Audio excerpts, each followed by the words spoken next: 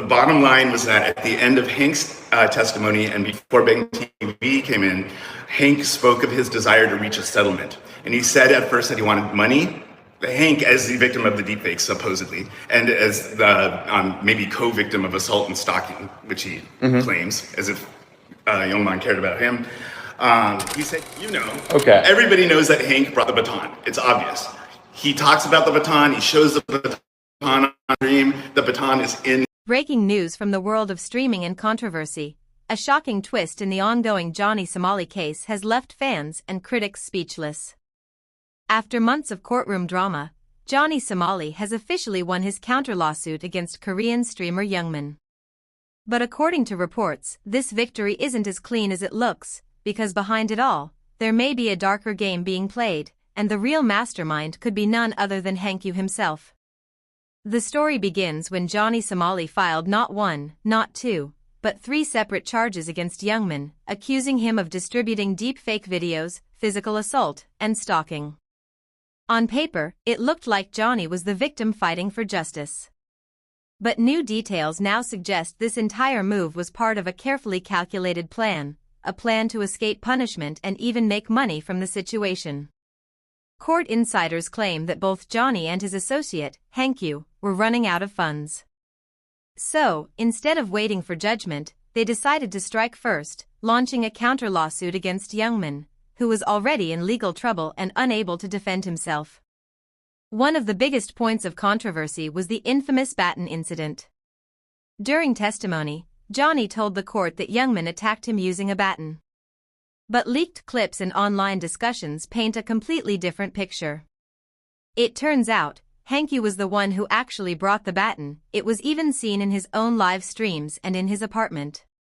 Yet, when asked in court, Johnny denied knowing who brought it. This single lie shifted the case dramatically, turning the real aggressor into the supposed victim. Many now believe that this was part of Hank's larger plan. Manipulate the evidence, confuse the story, and use the chaos to build leverage for a legal deal. And that's exactly what happened next.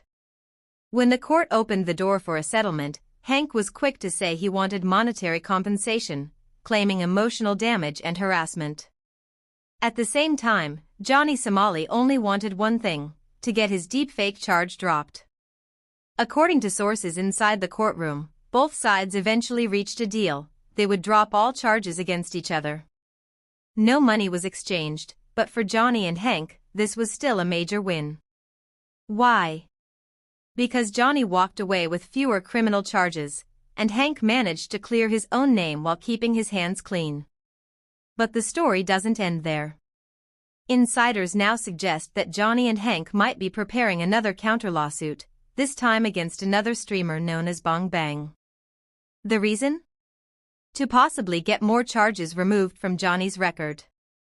During a recent statement, Johnny hinted that he had filed 1 or 2 other cases. Fans quickly noticed that he didn't mention Bang Bong directly, sparking rumors that a new lawsuit might already be in motion. If true, this would prove that Johnny and Hank are using a dangerous pattern, countersuing their accusers to weaken the legal case against them.